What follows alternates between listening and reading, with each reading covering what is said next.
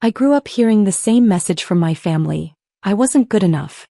My older sister Victoria had always been the golden child. Married to a successful hedge fund manager, living in the right neighborhood, belonging to the right clubs. I was just Emma, the younger sister who worked some tech thing that nobody bothered to understand.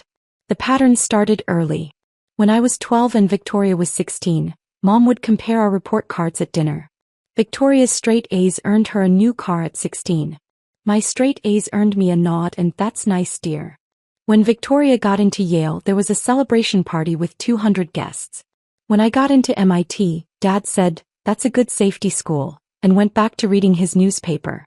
I learned to stay quiet. I learned to smile and nod. I learned that nothing I accomplished would ever be enough, so I stopped trying to make them see me. After college, I moved to San Francisco and started working. My family assumed I had some entry-level tech job, maybe customer service or data entry. They never asked for details. I never corrected them. When I came home for holidays, they'd pat me on the head and ask if I was still playing with computers. Victoria, meanwhile, married Bradley 3 years ago. The wedding cost $300,000. I wasn't asked to be a bridesmaid. Mom said it would look unbalanced to have me standing next to Victoria's successful friends. I sat in the back row and left before the reception ended. Last month, Victoria announced she was pregnant. Mom immediately began planning an elaborate baby shower at the Riverside Country Club, the most exclusive club in our hometown. Membership fees started at $50,000 annually, with a $200,000 initiation fee and a 5-year waiting list. "We're having it at the club, of course," Victoria announced during our weekly family Zoom call. She looked directly at the camera, making sure I could see her perfectly highlighted hair and designer maternity dress. "Members and their families only. It's very exclusive." "Sounds lovely," I said, sitting in my small San Francisco apartment, the one they thought was all I could afford. "You can come if you want," Victoria added, her tone making it clear it was a reluctant invitation. "Though I know the club isn't really your scene. Very upscale. Sophisticated." Mom jumped in. "Maybe Emma would be more comfortable just sending a gift, dear. The club has certain standards." I smiled into the camera. "I'll be there. Wouldn't miss it." Victoria's perfectly microbladed eyebrows rose. "Well, don't feel obligated. I know the drive from San Francisco is long, and you probably can't afford to take time off work." That was 3 weeks ago. I marked the date in my calendar and said nothing more about it. The baby shower was scheduled for Saturday afternoon. I flew in Friday night and checked into a modest hotel near the airport, the kind of place my family would expect me to stay. I didn't tell them I was in town early. Saturday morning, I drove to the Riverside Country Club. The building was stunning. All white columns and manicured gardens, overlooking the 18th hole of a championship golf course. Valets rushed to park arriving Mercedes and BMWs. Women in designer sundresses and men in country club casuals streamed through the grand entrance. I parked my rental car, a modest sedan, in the far corner of the lot and walked toward the entrance. I was wearing a simple sundress from Target, my hair in a ponytail. I looked exactly like what my family expected. The poor relation, dressed in her Sunday best, trying to fit in where she didn't belong. The valet gave me a skeptical look but said nothing. I walked through the marble-floored lobby toward the Magnolia Ballroom, where Victoria's shower was being held. The sounds of laughter and clinking champagne glasses echoed down the hallway. I slipped into the ballroom quietly. About 60 women were already there. Victoria's sorority sisters, Bradley's colleagues' wives, Mom's book club friends, distant relatives I barely knew. The room was decorated in soft pink and gold, with elaborate floral centerpieces on every table. A string quartet played in the corner. Waiters circulated with champagne and canapés. Victoria sat at the head table on a throne-like chair, one hand resting on her pregnant belly, accepting gifts and compliments like a queen holding court. Mom stood beside her, beaming with pride. I found a seat at a table in the back, next to some distant cousins I hadn't seen since childhood. They glanced at me, looked confused for a moment, then turned away without saying hello. The gift opening began. Victoria unwrapped designer baby clothes, a $1,000 stroller, a custom-made crib. Each gift prompted squeals of delight and photos for Instagram. Mom made sure to announce the price of each item, as if the cost proved how much the giver loved Victoria. This is from Aunt Patricia, Mom announced, holding up a silver rattle from Tiffany. $1,200. More squeals. More photos. More champagne. I sat quietly, sipping water, my simple wrapped gift sitting on the table beside me. I'd brought a handmade baby blanket from a small shop in San Francisco. Cost $80. I knew it would be mocked. After an hour of gifts, Mom spotted me. Her eyes widened in surprise. She clearly hadn't expected me to actually show up. She whispered something to Victoria, who turned and looked at me with an expression somewhere between annoyance and amusement. Emma. Mom called out, her voice carrying across the ballroom. You made it. Come up here and say hello to your sister. I stood and walked to the front of the room. 60 pairs of eyes followed me, taking in my cheap dress and drugstore makeup. I could hear the whispers starting. Who's that? Victoria's sister. Really? She doesn't look like family. I reached Victoria and leaned down to hug her. She tolerated it for exactly 2 seconds before pulling away. So glad you could make it, she said, her tone suggesting the opposite. I wasn't sure you'd be able to afford the time off work. I made it work, I said simply. Mom jumped in, her smile tight. Emma works in San Francisco. Tech industry. Very proud of her. One of Victoria's sorority sisters, a blonde woman in a Chanel dress, spoke up. Oh, how exciting. Are you an engineer? A programmer? Before I could answer, Victoria laughed. Oh no, nothing like that. Emma does something with computers.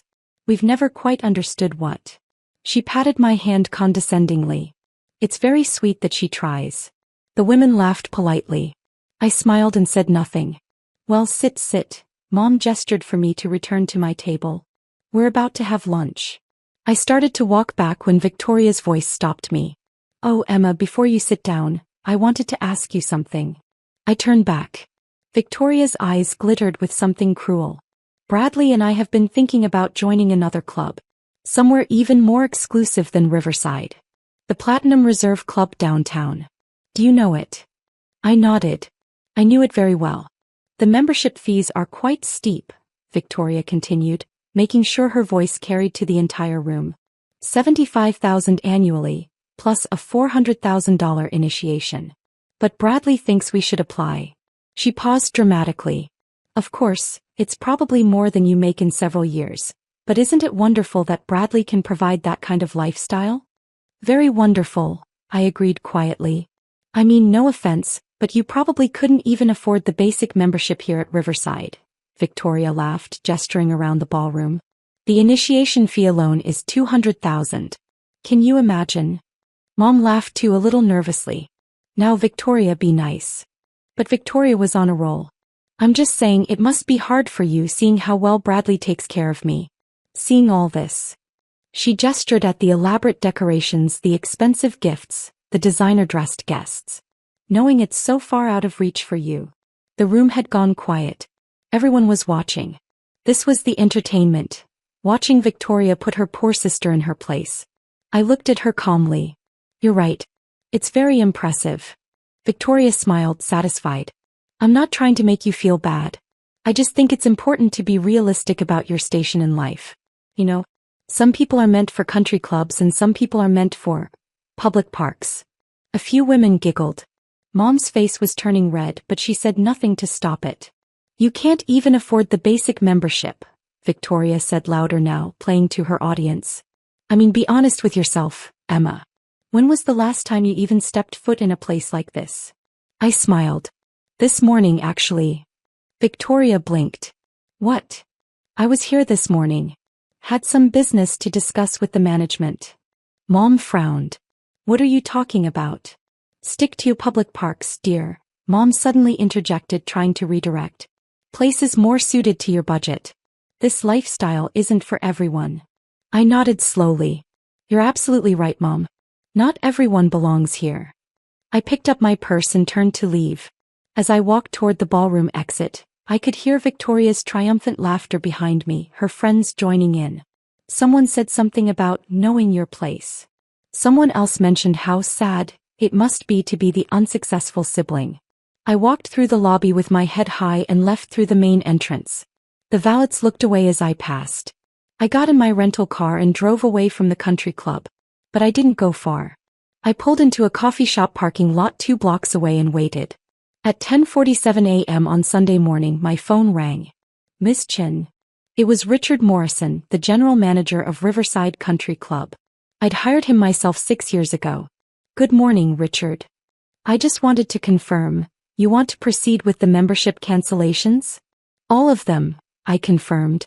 Victoria and Bradley Thompson. Patricia and Robert Chin. Any family members listed under those accounts?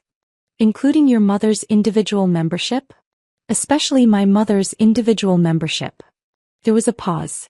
Miss Chin, just so you're aware, Mrs. Thompson is currently hosting an event in the Magnolia Ballroom. This will cause quite a scene. I'm aware. And you want me to inform them immediately? Immediately. Very well. I'll call them now. I hung up and waited. 3 minutes later, my phone lit up with a call from Mom. I let it go to voicemail. Then Victoria called. Voicemail. Then Bradley. Then Mom again. Then Victoria again. I started my car and began the drive back to San Francisco, my phone buzzing continuously in the cup holder. By Sunday evening, I had 43 missed calls and 67 text messages. I ignored all of them until Monday morning when I was back in my San Francisco office, the penthouse floor of the building I owned in the financial district. I finally called Mom back at 9 a.m. Pacific time, noon in their time zone. Emma. Oh my God, Emma, you have to fix this. Mom's voice was frantic. There's been a terrible mistake at the club. What kind of mistake? I asked calmly, reviewing the quarterly reports my CFO had sent over. They canceled our memberships. All of them. Victoria's, mine, your Aunt Patricia's. They're saying the owner requested it. They won't tell us who the owner is, but this is obviously some horrible computer error. That's terrible, I said, signing off on a $60 million acquisition. The manager, some man named Richard Morrison, he called right in the middle of Victoria's baby shower. In front of all her friends. He said our memberships were terminated immediately and we needed to vacate the premises. How embarrassing. It was humiliating. Victoria was crying. Everyone was staring. They escorted us out like we were criminals. I made a sympathetic sound and kept reading my reports. Emma, you have to help us fix this, Mom continued. You work with computers, right? Maybe this is some kind of hack? Can you call someone? Do something. I don't think I can help with that, Mom. Please. Victoria is devastated. She's 8 months pregnant and they embarrassed her in front of everyone. Her friends are posting about it on social media. Someone recorded the whole thing. That sounds very stressful for her. Emma. Mom's voice cracked. I don't understand what happened. We've been members there for 12 years. Your father used to golf there every Sunday before he passed. They can't just kick us out. Actually, I said calmly, they can. Property owners have the right to refuse service to anyone. But who would do this? Who would be so cruel? I set down my pen and looked out my office window at the San Francisco skyline. Mom, do you remember when I was 12 and got straight A's and you said, "That's nice, dear," and then took Victoria out for a celebration dinner without me? There was silence on the other end. Do you remember when I got into MIT and Dad called it a safety school? More silence. Do you remember Victoria's wedding where I sat in the back row because I wasn't good enough to be a bridesmaid? Emma, what does this have to do with? Do you remember yesterday when Victoria told me I couldn't afford the basic membership? When you told me to stick to public parks? Emma. I bought Riverside Country Club 6 years ago, Mom. I'm the owner. I've been the owner since I was 28 years old. I own 4 other country clubs in 3 states. The Platinum Reserve Club that Victoria mentioned? I own that too. In fact, I own a portfolio of 17 luxury properties, including the hotel where Victoria had her wedding reception. The silence stretched so long I thought she'd hung up. You what? My tech thing that nobody bothered to understand? I founded a software company when I was 23. We specialized in luxury property management systems. I sold that company for $800 million when I was 26. I used that money to start buying properties. Country clubs, resorts, boutique hotels. I'm currently worth about $2.3 billion. I heard Mom trying to breathe. Richard Morrison, the general manager you just mentioned? I hired him. He reports directly to me. When he called yesterday morning and asked why the owner was canceling your memberships, he was asking me. I told him to proceed with the cancellations and to do it during the baby shower. I wanted Victoria to experience just once what it feels like to be humiliated in front of everyone. Emma, please. I'm not finished, I said calmly. The memberships are permanently canceled. I've also instructed all 17 properties in my portfolio to flag your names. You're not welcome at any of them. Not as guests, not as members, not even for events. You can't do that. I literally can. I own them. Mom's voice changed to pleading. Emma, sweetheart, there's been a misunderstanding. We've always been proud of you. We've always. No, you haven't. And that's fine. I don't need you to be proud of me. I don't need your approval or your love or your acceptance. I built my life without any of that. Emma, Victoria is pregnant. She's your sister. How can you be so cruel? I laughed, and the sound was bitter even to my own ears. How can I be so cruel? Mom, listen to yourself. Yesterday, Victoria publicly mocked me in front of 60 people. You stood there and let it happen. You joined in. You've both been doing it my entire life. But now that there are consequences, suddenly I'm cruel. We didn't mean. Yes, you did. You absolutely did. And you know what? I don't even blame you anymore. I used to think something was wrong with me. That I wasn't good enough, smart enough, successful enough to earn your love. It took me years to realize the problem was never me. It was you. My office phone buzzed. My assistant's voice came through the intercom. Miss Chen, your 9:30 is here. I have to go, Mom. I have a meeting with some investors about acquiring a resort chain in Tahoe. Each property is worth about $40 million. That's probably more than Victoria's husband makes in a year. But isn't it wonderful that I can provide that kind of lifestyle for myself? Emma, wait. Don't call me again. And tell Victoria her baby gift is in the mail. It's a handmade blanket from a small shop in San Francisco. Cost $80.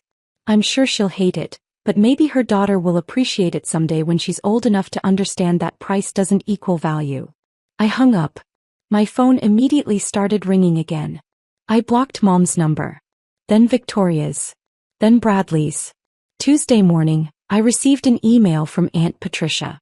The subject line was family emergency. The email was long, desperate, and poorly punctuated. She explained that she and Uncle Robert were facing serious social consequences from the country club incident. Their friends were asking questions. People were gossiping. Someone had posted a video on Instagram of Victoria being asked to leave the baby shower, and it had gone viral in their social circle. Please reconsider, Patricia wrote. This is destroying Victoria's reputation. She's getting messages from her sorority sisters asking what happened. Bradley's colleagues are talking. This could hurt his career. Emma, she's pregnant. Have mercy. I deleted the email without responding. Wednesday afternoon, my head of security informed me that Victoria and Bradley had shown up at the lobby of my office building, demanding to see me. Security had escorted them out. Thursday morning, my attorney called. Miss Chen, I received a letter from a Patricia Chen. She's claiming you've damaged her reputation and her niece's reputation through your actions at Riverside Country Club. She's threatening to sue for defamation and emotional distress. I laughed. On what grounds? I exercised my rights as a property owner to terminate memberships. There's no defamation in that. That's what I told her attorney, he said. They have no case. But I wanted you to be aware. Thank you. Let me know if they actually file anything. They didn't. Friday evening, 1 week after the baby shower, I received a handwritten letter. It was delivered by courier to my office, marked urgent personal. The letter was from Victoria. Her handwriting was shaky. Emma, I don't know what else to do. I've called, I've texted, I've tried to visit your office. You won't respond. So I'm writing this letter because I need you to understand what you've done. The video of us being kicked out of my baby shower has been viewed over 1 million times. Someone posted it on TikTok with the caption, "Rich people get karma." The comments are brutal. People are calling me entitled, spoiled, a bully. Someone dug up my Instagram and is posting mean comments on all my photos. Bradley's firm is upset. They're worried the negative publicity reflects badly on them. He might lose clients. My friends won't stop asking questions. They want to know who owns the club. They want to know why we were kicked out. What am I supposed to tell them? That my little sister, who I thought was a failure, is actually a billionaire who owns the club and kicked us out for revenge. Mom is devastated. She's crying every day. She feels betrayed. She says you've changed, that success has made you cruel and vindictive. I know I was mean to you at the shower. I know I said things I shouldn't have. But did I really deserve this? Did I deserve to be publicly humiliated while pregnant? Did I deserve to have my reputation destroyed? I'm sorry for what I said. I'm sorry for not being a better sister. Please, Emma. Please fix this. Cancel whatever blacklist you've put on our names. Let us back into the clubs. Help me salvage my reputation. I'm begging you. Your sister, Victoria. I read the letter 3 times. Then I put it in my desk drawer and went back to work. 2 weeks after the shower, Mom called from a number I didn't recognize. I answered before I realized it wasn't blocked. Emma. Oh, thank God. She was crying. Please, sweetheart, please listen to me. I told you not to call. I know, but please. Just listen. Victoria went into early labor. The doctors think the stress triggered it. She had the baby yesterday. A girl. 7 pounds, healthy, but Victoria is not okay. She's depressed. She won't eat. She won't hold the baby. She just lies there crying. I said nothing. The doctors say it's postpartum depression, made worse by the stress of the past 2 weeks. Emma, please. I'm begging you. Whatever point you were trying to make, you've made it. We understand. We were wrong. We treated you terribly. But please don't punish the baby for our mistakes. Don't punish Victoria while she's vulnerable like this. I closed my eyes. What's the baby's name? Emma, Mom whispered. They named her Emma. I sat in silence for a long moment. Emma. Mom's voice was fragile. Are you still there? I'm here. Please. Please help us fix this. I don't care about the country club anymore. I don't care about any of it. I just want my daughter to be okay. I want my granddaughter to grow up in a family that isn't destroyed by this. I took a deep breath. The blacklist stays. The membership cancellations stay. But I'll have my PR team handle the social media situation. They'll get the videos taken down and manage the narrative. It'll cost about $100,000, but I'll cover it. Oh, thank you, thank you. I'm not doing it for you or for Victoria, I interrupted. I'm doing it for the baby. She doesn't deserve to grow up with viral videos of her mother's humiliation. But understand this. Nothing else changes. You and Victoria made your choices. You chose to treat me like garbage for 32 years. You chose to mock me publicly. Actions have consequences. We understand, Mom said quickly. We do. And Emma, for what it's worth, I'm so proud of you. What you've accomplished. Don't, I said sharply. Don't you dare say you're proud of me now. You had 32 years to be proud. You had 32 years to see me, to value me, to treat me like I mattered. You chose not to. You don't get to be proud of me now that you know I'm worth $2 billion. That's not love. That's not family. That's opportunism. Emma. Send me a picture of the baby. I'll send a gift. A real one this time. A trust fund. $5 million accessible when she turns 25. Maybe it'll give her the freedom to be herself, whoever that is, without worrying about living up to impossible family standards. Mom was crying harder now. That's too generous. You don't have to. I'm not doing it for you, I repeated. I'm doing it for her. She deserves a better family than the one we had. I hung up before Mom could respond. That evening I sat in my penthouse apartment, the one my family had never seen, looking out at the San Francisco skyline. My phone buzzed with a text from an unknown number. It was a photo of a tiny baby girl with dark hair and my eyes, wrapped in a hospital blanket. Another text came through.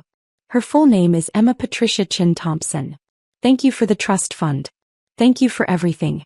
Victoria. I looked at the photo for a long time. Then I forwarded it to my attorney with instructions to set up the trust fund and to include an additional clause. The baby would receive financial literacy education starting at age 12, funded by the trust. She would learn about money, investing, and independence. She would learn that her worth wasn't determined by her family's opinion of her. She would learn what I had to teach myself. 3 months later, I received a package. Inside was a framed photo of baby Emma wearing the handmade blanket I'd sent. The one from the San Francisco shop, the one I thought Victoria would hate. There was a note in Victoria's handwriting. She sleeps with this every night. It's her favorite. Maybe you were right about price not equaling value. Maybe I was wrong about a lot of things.